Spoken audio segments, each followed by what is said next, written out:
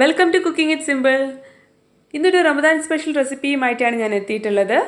വളരെ എളുപ്പത്തിൽ ഉണ്ടാക്കിയെടുക്കാൻ പറ്റുന്ന ഒരു കിഡിലൻ കസ്റ്റർഡ് ഫലൂദയാണ് ഞാൻ നിങ്ങൾക്ക് വേണ്ടി ഇന്നിവിടെ കാണിക്കുന്നത്. നിങ്ങളിൽ ആരെങ്കിലും ഇനിയും ചാനൽ സബ്സ്ക്രൈബ് ചെയ്യാൻ ബാക്കിയുണ്ടെങ്കിൽ താഴെയുള്ള ചുവന്ന സബ്സ്ക്രൈബ് ബട്ടണും കൂടെയുള്ള ബെല്ലൈക്കൺ കൂടെ ഒന്ന് ക്ലിക്ക് ചെയ്യണേ. ഇത് ഉണ്ടാക്കാനായിട്ട് നമുക്ക് ആദ്യം വേണ്ടത് പാലാണ്. ഞാനിവിടെ 1/2 ലിറ്റർ പാലാണ് എടുത്തിട്ടുള്ളത്. ഈ പാല് ഞാനൊന്ന് ഒരു പാത്രത്തിലേക്ക് ഒഴിച്ചിട്ടുണ്ട്. ഇനി നമുക്കിത് അടുപ്പത്ത് വെച്ചിട്ട് ഒന്ന് ചൂടാക്കിയെടുക്കണം. ഒന്ന് ചൂടായാൽ മതി. അതിനുശേഷം നമുക്ക് ബാക്കിയുള്ള ചേരുവകൾ ഇതിലേക്ക് ഇട്ട് കൊടുക്കാം. അപ്പോൾ അടുപ്പത്ത് വെച്ചപ്പോൾ ചൂടായിട്ടുണ്ട്. അപ്പോൾ ഞാനിതിലേക്ക് ഒരു 3 ടേബിൾ സ്പൂൺ പഞ്ചസാര ഇടുന്നുണ്ട്. അതുപോലെ ഒരു 1/2 കപ്പ് പാലിലേക്ക് ഞാൻ 2 ടേബിൾ സ്പൂണ് കസ്റ്റാർഡ് പൗഡർ ഇടുന്നുണ്ട്. ഇത് തണുത്ത പാലാണ്, അല്ലെങ്കിൽ നോർമൽ പാലായാലും കുഴപ്പമില്ല, ചൂടുള്ള പാലാവരുത്. ഇത് കട്ടയില്ലാതെ നന്നായിട്ട് നമുക്കൊന്ന് ഇളക്കിയെടുക്കാം. അതിനുശേഷം ഈ ചൂടുള്ള പാലിലേക്ക് ഒഴിച്ചിട്ട് നമുക്കിതൊന്ന് കുറുക്കിയെടുക്കാം. ഇത് കട്ടയൊന്നും ഇല്ലാതെ നന്നായിട്ട് കുറുക്കിയെടുക്കണം.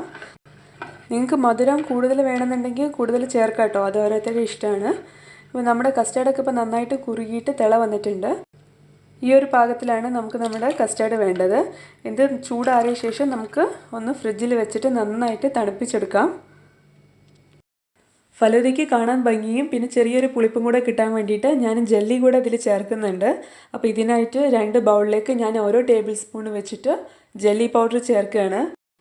ഇതിലൊന്ന് റെഡ് കളറാണ്, മറ്റേത് ഗ്രീൻ കളറാണ്. ഇത് പാക്കറ്റിലുള്ള ഇൻസ്ട്രക്ഷൻ പോലെ ഞാൻ നല്ല തിളച്ച ചൂടുവെള്ളം ചേർത്തിട്ട് നന്നായിട്ടൊന്ന് മിക്സ് ചെയ്തെടുക്കുകയാണ്. ഇത് ഏത് സൂപ്പർ മാർക്കറ്റിൽ നിങ്ങൾക്ക് വളരെ എളുപ്പത്തിൽ കിട്ടും. നിങ്ങൾക്ക് ഇനി ഇത് ഇഷ്ടമില്ലെന്നുണ്ടെങ്കിൽ നിങ്ങൾക്ക് ഇത് ഒഴിവാക്കാവുന്നതാണ്. നന്നായിട്ട് ഇത് മിക്സ് ചെയ്തതിന് ശേഷം നമുക്കിതൊന്ന് ഫ്രിഡ്ജിൽ സെറ്റ് ആവാൻ വേണ്ടിയിട്ട് വെക്കാം. അതുപോലെ ഞാൻ 1 ടീസ്പൂണ് കറുത്ത കസ്കസ് ഒന്ന് വെള്ളത്തിൽ കുതിരാൻ വേണ്ടിയിട്ട് വെക്കുന്നുണ്ട്. അപ്പോൾ ഇതിനാവശ്യത്തിനുള്ള വെള്ളം ഞാൻ ഒഴിച്ചിട്ടുണ്ട്. ഇനി നമുക്കിത് കുറച്ച് നേരം മാറ്റി വയ്ക്കാം.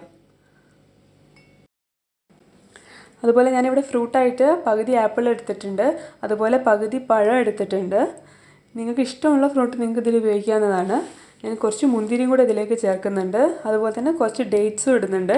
ഇനി നമുക്കിത് നന്നായിട്ടൊന്ന് മിക്സ് ചെയ്തിട്ട് ഇതും ഫ്രിഡ്ജിൽ തണുക്കാൻ വേണ്ടിയിട്ട് വെക്കാം. ഈ കാര്യങ്ങളൊക്കെ നിങ്ങൾക്ക് നേരത്തെ പ്രിപ്പയർ ചെയ്ത് വെക്കാവുന്നതാണ്. ഇനി നമുക്ക് ഇതുപോലത്തെ വലിയൊരു ഗ്ലാസ് എടുത്തിട്ട് ഇതിലേക്ക് നമുക്ക് ഓരോ സാധനങ്ങൾ ലെയറായിട്ട് ഇട്ട് കൊടുക്കാം. ആദ്യം ഞാൻ ഇടുന്നത് നമ്മൾ ഫസ്റ്റ് സെറ്റ് ചെയ്യാൻ വേണ്ടിയിട്ട് വെച്ചിട്ടുള്ള ചോപ്പ് ജെല്ലിയാണ്.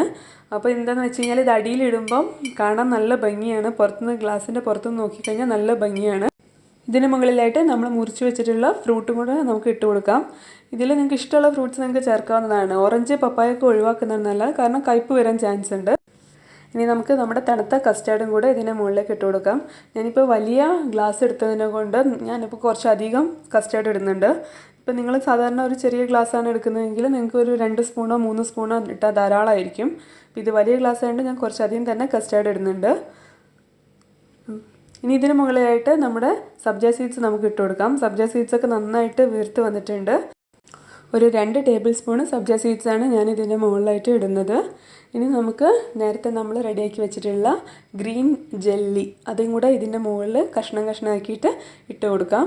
അപ്പോൾ ഇതൊരു കളർ കോൺട്രാസ്റ്റ് ആയിട്ട് നിൽക്കും, ഒരു ചുവപ്പും മഞ്ഞയും പച്ചയും പോലെ. ഇനി ഇതിൻ്റെ മുകളിലായിട്ട് നമുക്ക് കുറച്ച് വനില ഐസ്ക്രീം ഇട്ട് കൊടുക്കാം. ഇതിനുശേഷം ഞാൻ കുറച്ച് നട്ട്സും കൂടെ ഇതിൻ്റെ മുകളിൽ ഇടുന്നുണ്ട്. വനില ഐസ്ക്രീമിന് പകരം നിങ്ങൾക്ക് ഇഷ്ടമുള്ള ഐസ്ക്രീം നിങ്ങൾക്ക് ഉപയോഗിക്കാവുന്നതാണ്. ഞാനിതുപോലെ സ്ട്രോബെറി ഐസ്ക്രീം വെച്ചിട്ട് ചെയ്തിട്ടുണ്ടായിരുന്നു. രണ്ടും നല്ല ടേസ്റ്റ് ഉണ്ടായിരുന്നു. നിങ്ങൾക്ക് ഇഷ്ടപ്പെട്ട ഫ്ലേവറുള്ള ഐസ്ക്രീം ഉപയോഗിച്ച് നിങ്ങൾക്ക് ചെയ്യാവുന്നതാണ്. അപ്പോൾ എല്ലാവരും തീർച്ചയായിട്ടും ട്രൈ ചെയ്യണം. എല്ലാവർക്കും എന്തായാലും ഇഷ്ടപ്പെടും. ഉണ്ടാക്കിയിട്ട് ഫീഡ്ബാക്ക് അറിയിക്കുക. അടുത്ത വീഡിയോയിൽ കാണാം. Thank you.